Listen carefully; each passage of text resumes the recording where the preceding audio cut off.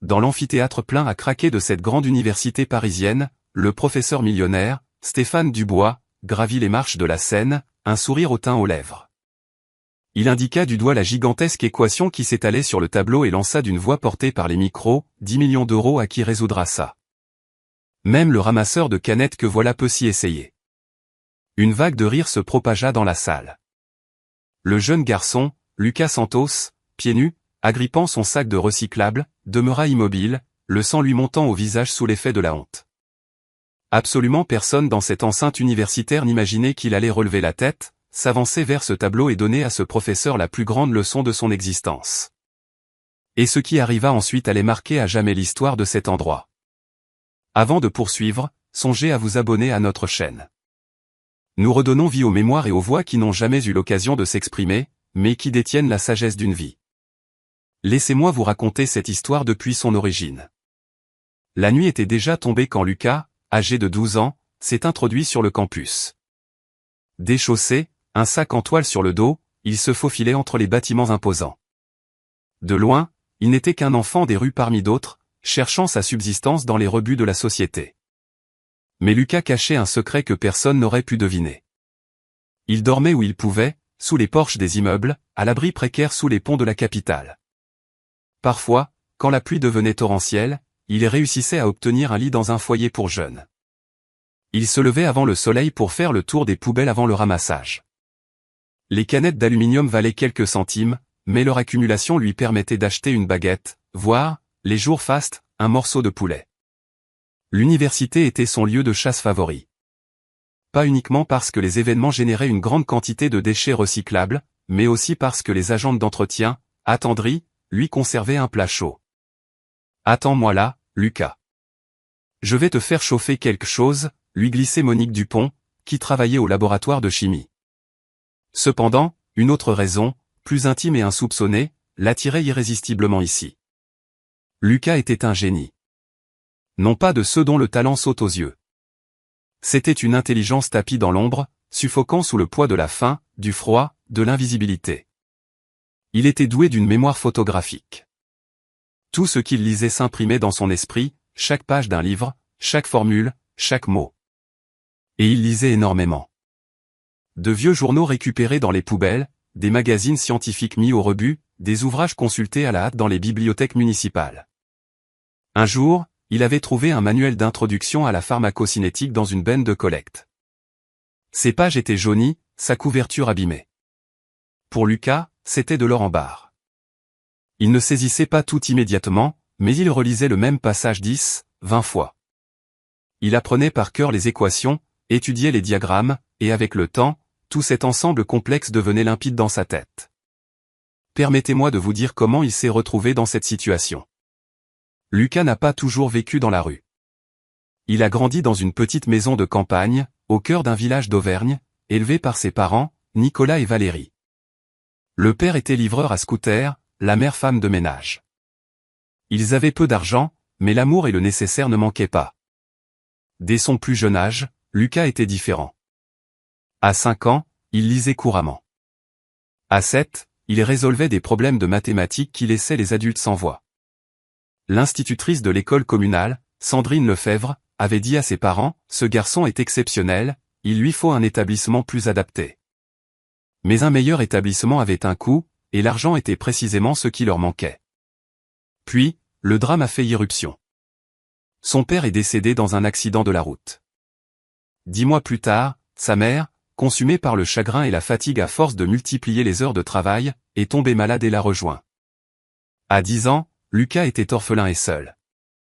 Les services sociaux ont essayé de le placer dans un foyer pour jeunes, mais les structures débordaient. Sa famille éloignée n'avait pas les moyens de l'accueillir. C'est ainsi que ce garçon à l'esprit vif est devenu un simple chiffre dans les statistiques. Un invisible de plus. Pourtant, Lucas n'a pas abandonné.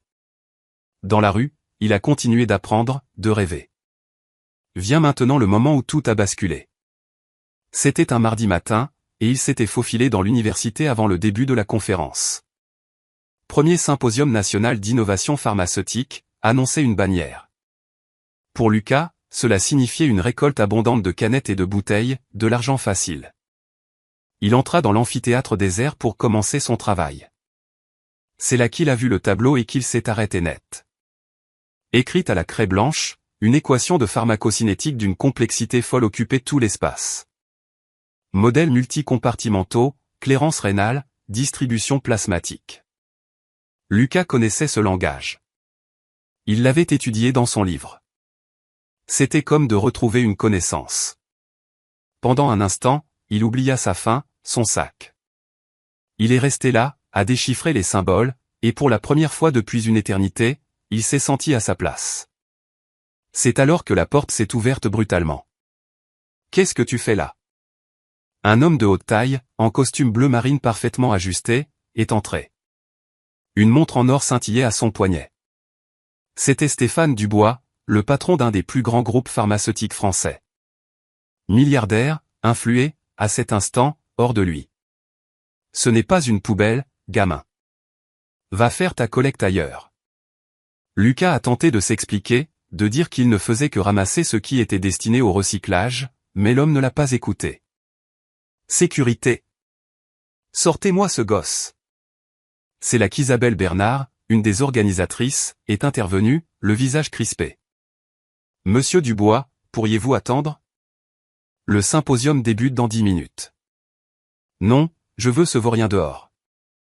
Tout de suite. Le public commençait à s'installer. Des scientifiques, des professeurs, des doctorants, tous bien habillés, un badge autour du cou, fixant Lucas comme une anomalie, une souillure sur la moquette immaculée. Stéphane Dubois a eu une idée odieuse. Tiens, changeons de programme. Il a montré le tableau. Cette équation. 10 millions d'euros à celui qui la résout. Ici, tout de suite. Un silence de mort s'est fait dans l'amphithéâtre. D'ailleurs, à ricaner Dubois, le ramasseur de canettes peut jouer aussi. S'il sait déchiffrer les lettres, évidemment. Des rires ont éclaté, gras, méprisants. Même des universitaires ont ri. Ce n'était pas drôle, c'était abject, mais ils ont ri. Lucas a senti le feu lui monter aux joues. Non de honte, mais de rage. Cet homme l'utilisait, faisait de sa pauvreté un divertissement. Pire, il sous-entendait que les gens de sa condition étaient dénués d'intelligence, de valeur, d'avenir. Et là, quelque chose a cédé en lui. J'accepte. Le silence est revenu, plus dense encore. Pardon ? A lâché Dubois, qui n'en croyait pas ses oreilles. J'accepte votre défi. Je vais résoudre cette équation.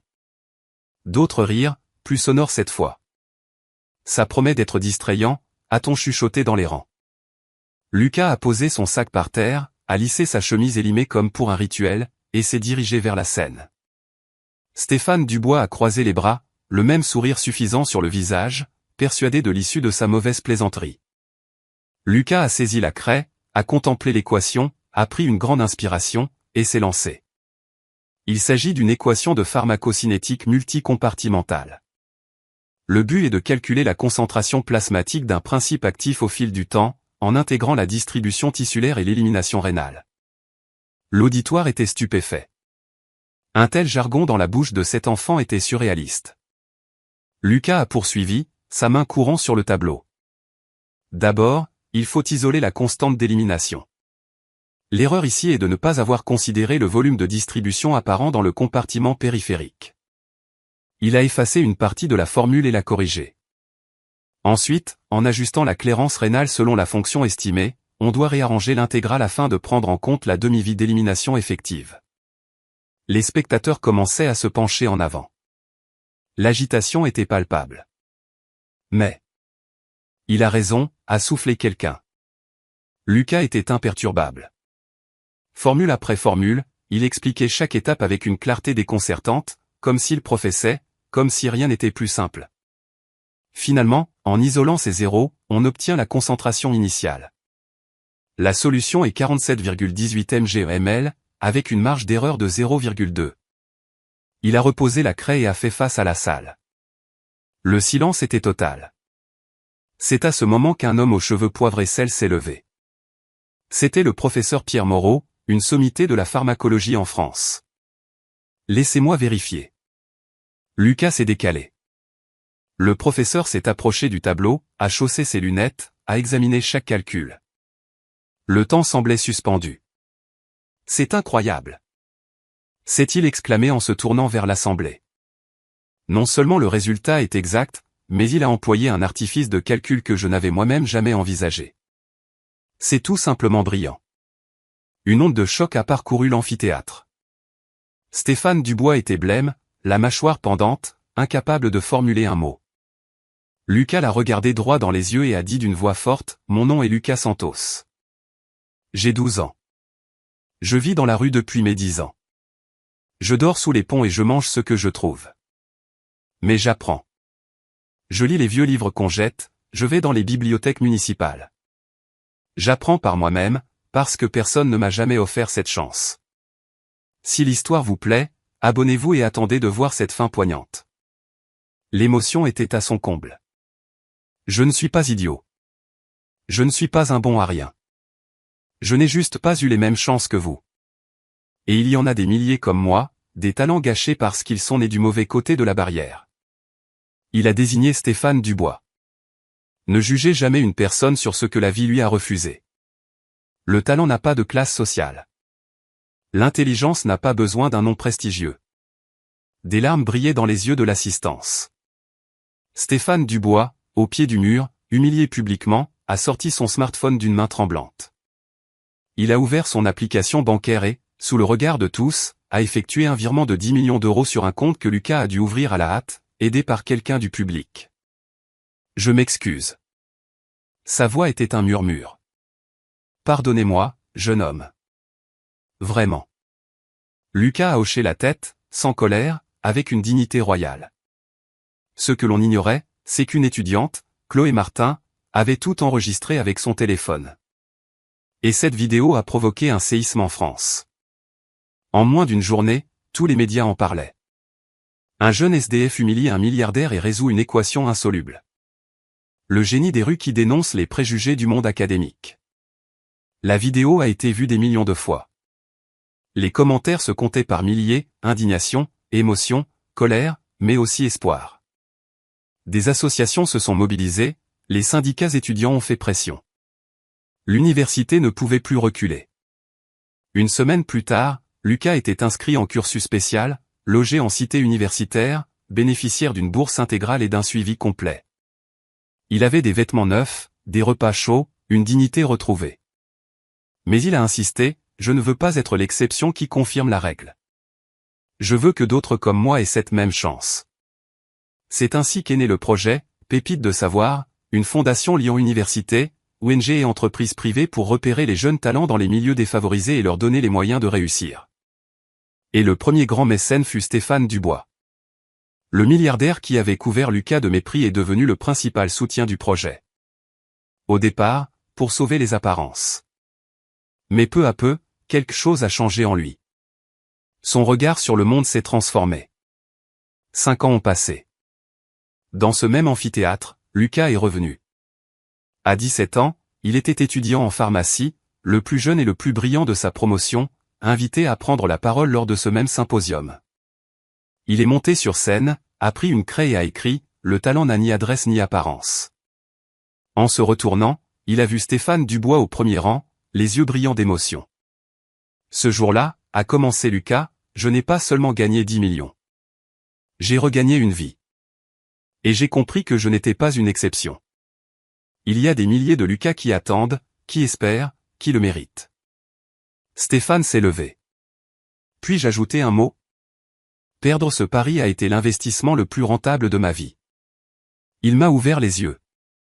Il m'a montré que je vivais dans une tour d'ivoire, pétrie d'arrogance et de privilèges. Lucas ne m'a pas humilié.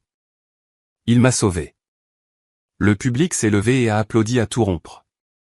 Et Lucas a compris une chose fondamentale. Son histoire n'était pas un conte de fées. C'était l'histoire d'un système qui gaspille chaque jour des millions de talents. Car le génie ne germe pas que dans un terreau fertile. L'intelligence n'a pas besoin d'un patronyme célèbre. Le potentiel n'a pas besoin d'une belle adresse. Le talent n'a besoin que d'une chose, qu'on lui ouvre une porte. Telle est l'histoire du garçon invisible qu'il est devenu impossible de ne pas voir. Et vous, Cette histoire vous a-t-elle ému? Dites-le nous en commentaire, et n'oubliez pas de vous abonner. À bientôt pour une nouvelle histoire.